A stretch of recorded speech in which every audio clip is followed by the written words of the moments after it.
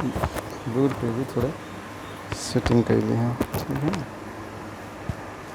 ऐसे पे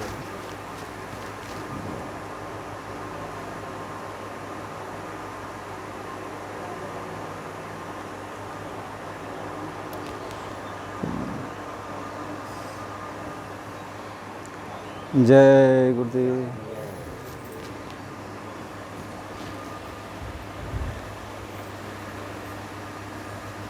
थोड़ा देख, थोड़ा नीचे।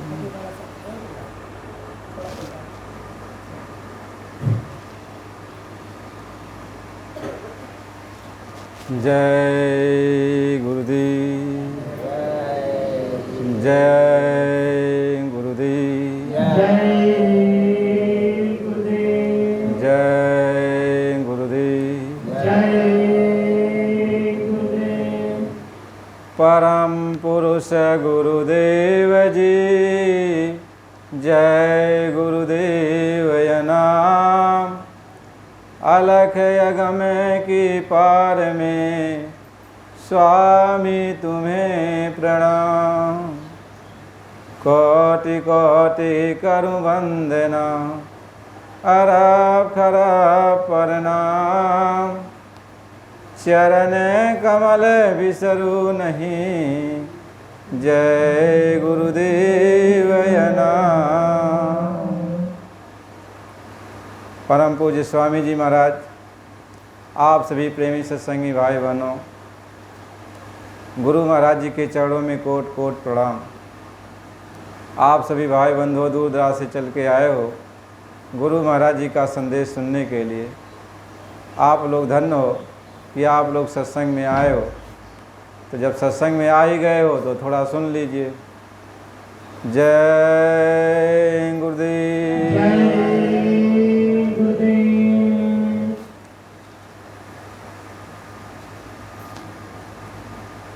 आप लोग भी बोलिएगा कि ना जाने तेरा साहिब कैसा है, ना जाने तेरा साहिब कैसा है, ना जाने तेरा साहिब कैसा है।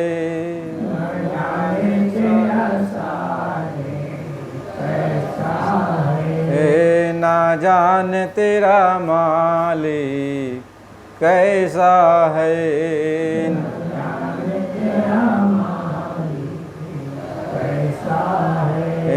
ना जाने तेरा साहिब कैसा है,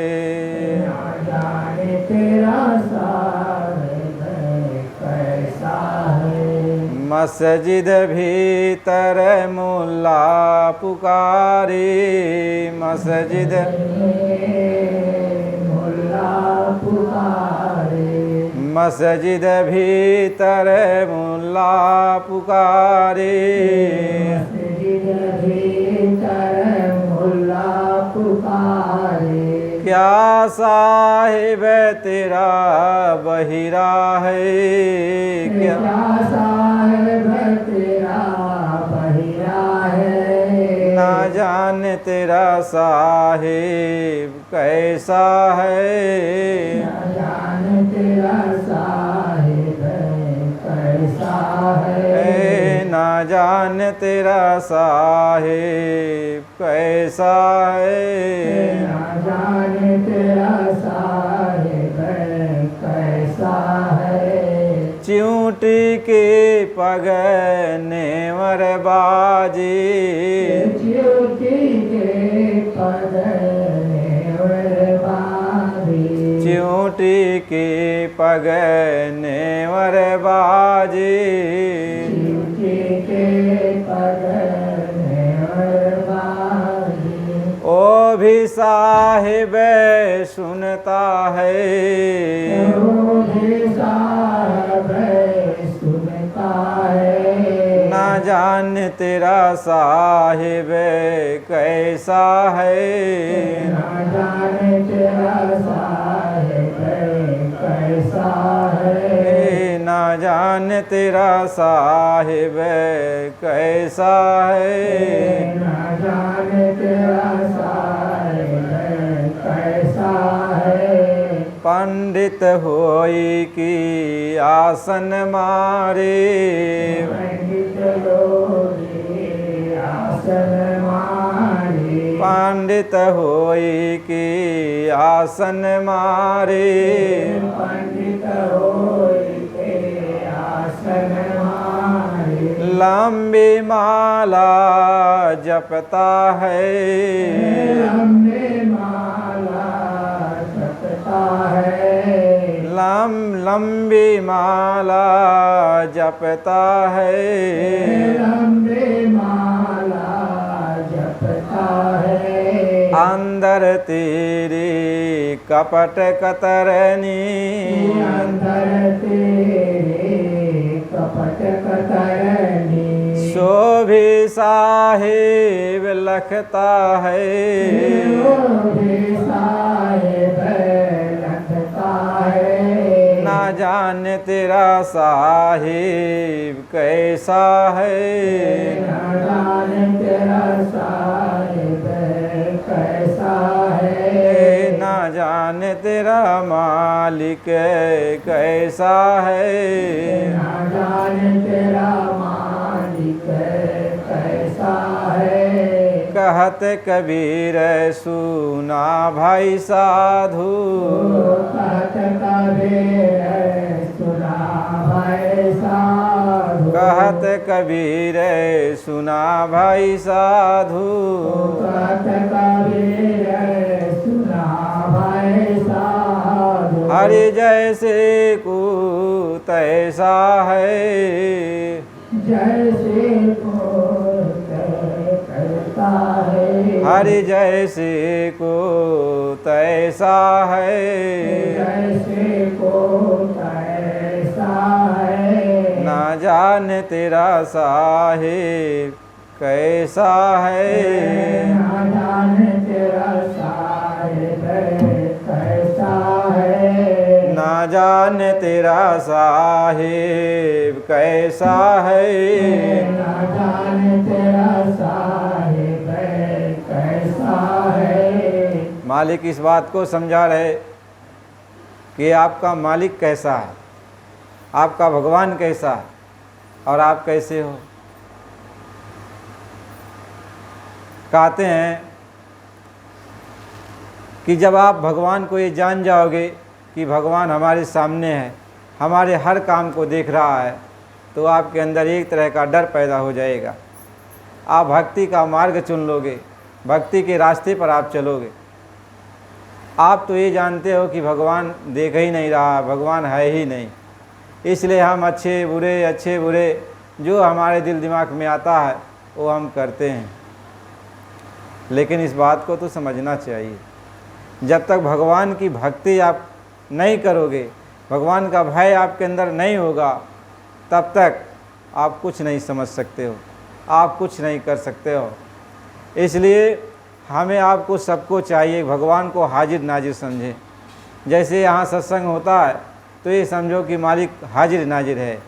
तो जब मालिक हाजिर नाजिर है समझ जाओगे तो आपके दिल दिमाग में एक तरह का भय उत्पन्न हो जाएगा कि हमें जब सत्संग में हम आए हैं और मालिक के सामने हैं तो हमें अपना तन मन, हमें अपना दिल दिमाग मालिक की तरफ लगाना चाहिए कि मालिक ये सब देख रहा है और ये सब मालिक जानता है।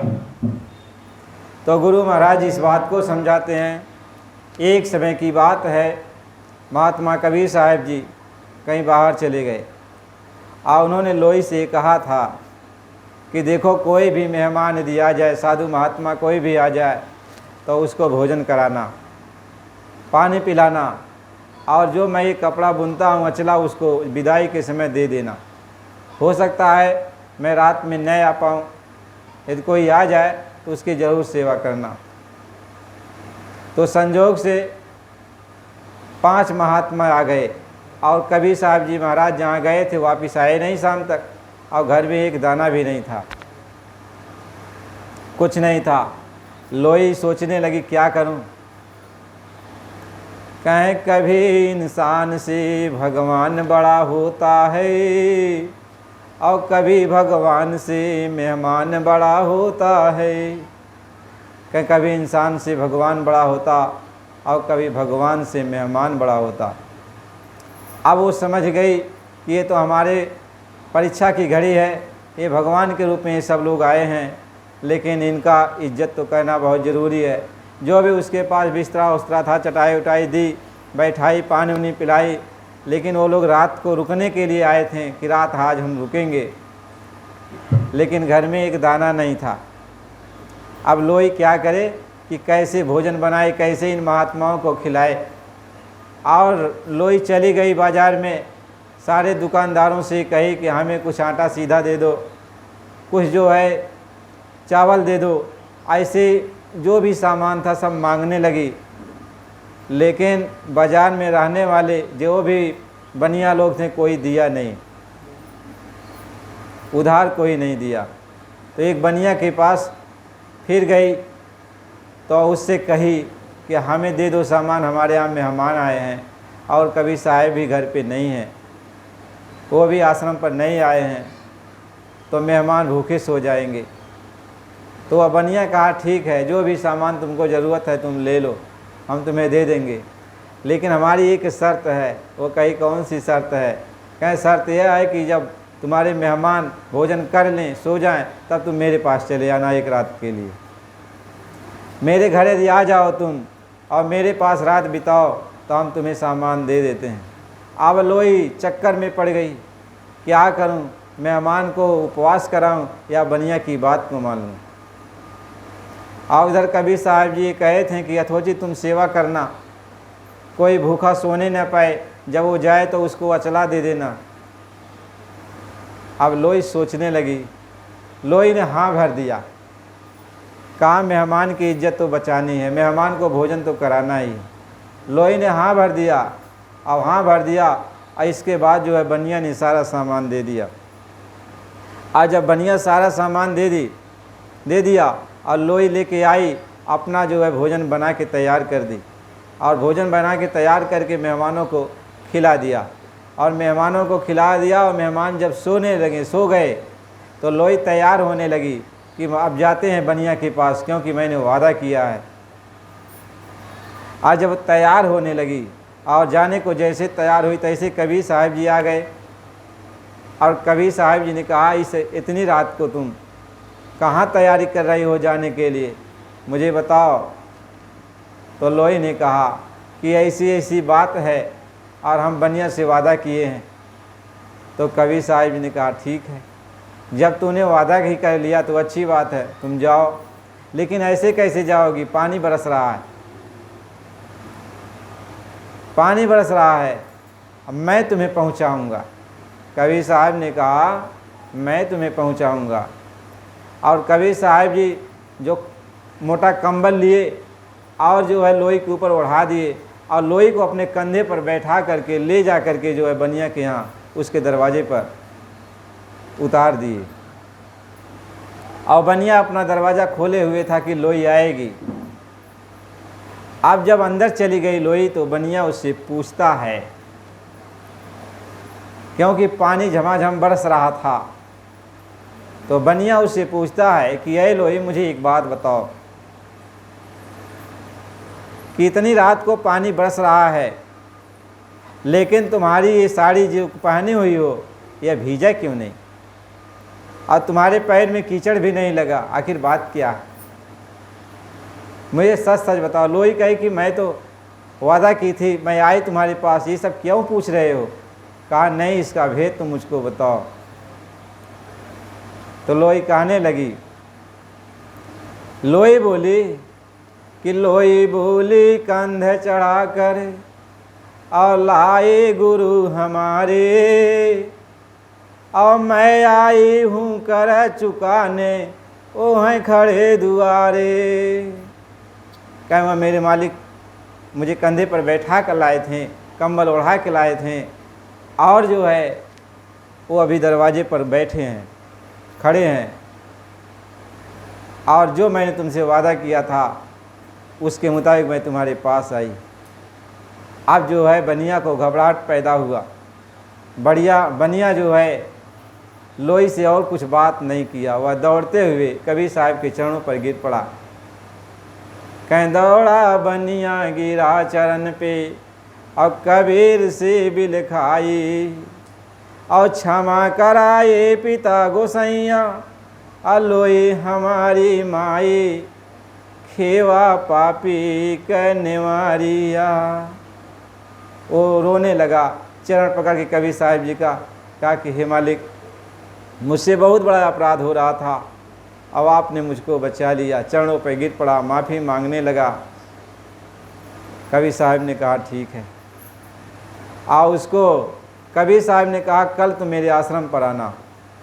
और जब बनिया आश्रम पर गया तो उसको उन्होंने रास्ता बता दिया और वो भजन करने लगा, साधु बन गया, वह भी आश्रम पे रहने लगा। तो महात्मा ये समझाते हैं, एक ऐसे भक्त थे, तो उन्होंने अपने गुरु जी से कहा, क्योंकि वो कमाई करते थे तो कमाई में उनकी गति बहुत आगे चली गई, यानी ऊंचे मंडलों का वो सफ़र करने लगे।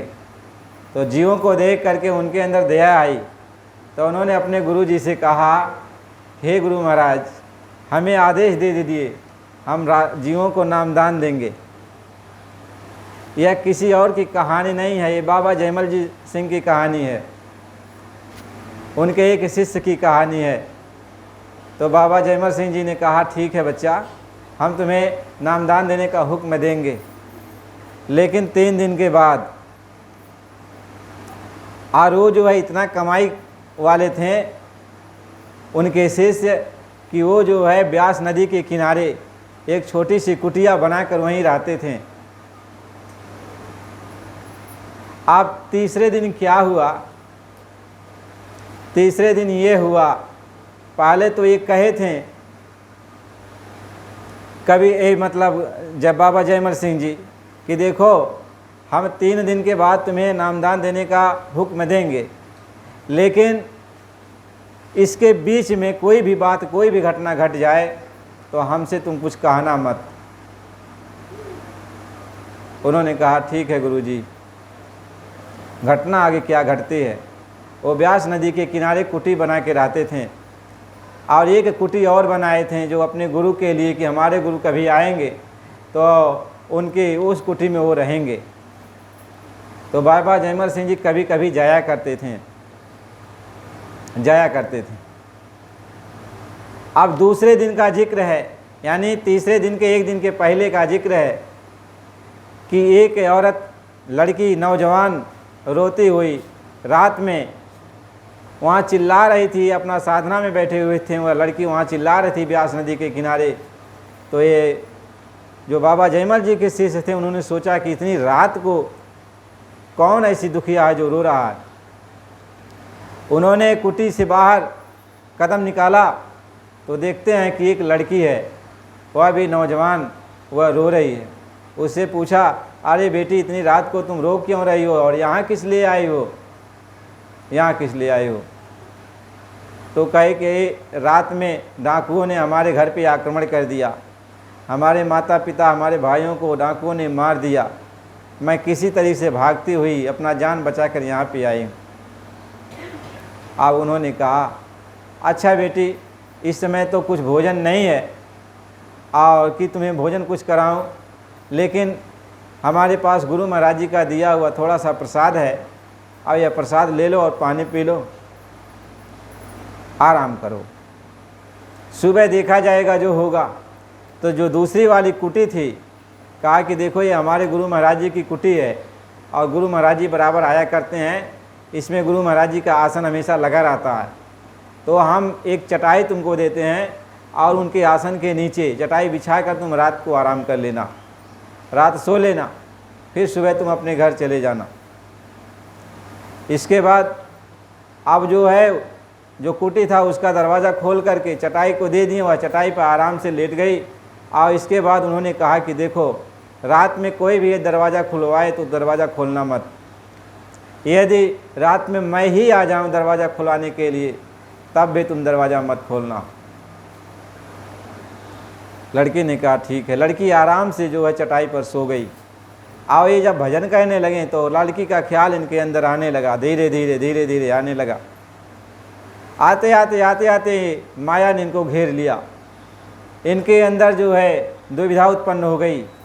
जब माया आ जाती है तो बड़े बड़े की बुद्धि काम नहीं करती है। माया ने कहा लड़की अकेली खूबसूरत, इनके अंदर ऐसा ख्याल, भजन कर रहे हैं ऐसा ख्याल आने लगा और इनके अंदर भावना गलत पैदा हो गई। अब वो जो है उस कुटी के पास गए, दरवाज़ा को खटखटाया। लड़की ने बोला कौन?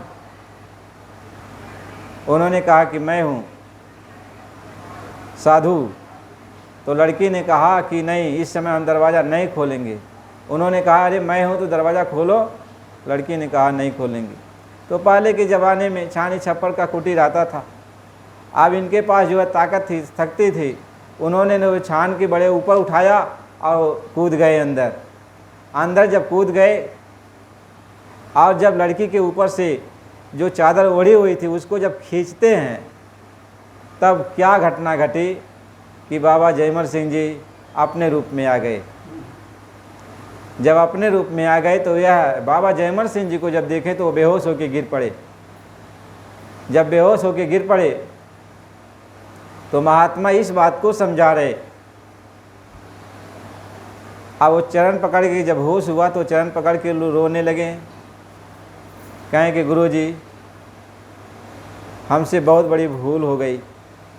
तो बाबा जयमल सिंह जी ने कहा अरे बच्चा भूल तो नहीं हुई, लेकिन जो तुमने ये सोचा था कि मैं जीवों को नामदान दूंगा, तुम ये बताओ जब तुमने अपने काम को बस में नहीं कर पाया, माया का जरा सा झोंका चला, तुम गिर गए, तो इन जीवों के भार को तुम कैसे उठा सकते हो? कैसे उठा सकते हो? जो आज हम सभी सत्संगी को ये सोचना चाहिए, कहें काम क्रोध की जब लगे हवे घट में खान, और काह मूर्ख कहा पंडिता दोनों एक समान। कहें जब तक हमारे आपके अंदर ये काम क्रोध लोभ मोह अहंकार ये विकार जब तक जगते रहते हैं तब तक हम जान लो कोई ज्ञानी नहीं है। हमारे पास भले ज्ञान हो, भले हमारे पास समझदारी आ गई हो, लेकिन जब हम जानते हैं कि हमारे अंदर कभी न कभी काम उत्पन्न हो जाता है, कोई बात आने पर हमारे अंदर क्रोध उत्पन्न हो जाता है, किसी चीज़ के प्रति हमारे अंदर लालच उत्पन्न हो जाती है, तो हमें ये जानना चाहिए कि अभी हम कुछ नहीं हासिल कर पाए हैं, कुछ नहीं हासिल कर पाए हैं। इसलिए हमें आपको सबको गुरु की मौज में रहना चाहिए, गुरु की मर्जी में रहना चाहिए, और इस काम को लोभ मोह अहंकार को बस में करने के लिए गुरु से प्रार्थना करना चाहिए। इसीलिए गुरु महाराज जी ने बराबर कहा कि जिन्होंने मार मन डाला उन्हीं को सूरमा कहना, बड़ा बैरी ये मन घट में इसी को जीतना कठिना। कहें जिन्होंने मार मन डाला उन्हीं को सूरमा कहना। बहादुर कौन है? जिन्होंने अपने मन को मार दिया, जिन्होंने अपने मन को रोक लिया। अच्छा प्रेमी भाई बहनों, आप लोगों से एक निवेदन है कि जो जहाँ पर भी जैसे भी है, आप लोग कम से कम 10 मिनट के लिए आप लोग भजन पे बैठ जाइए। सत्संग तो होगा, मालिक की ऐसी मौज हो रही है, सभी लोग बैठ जाइए भजन पे, और कोई आँख खोलेगा नहीं।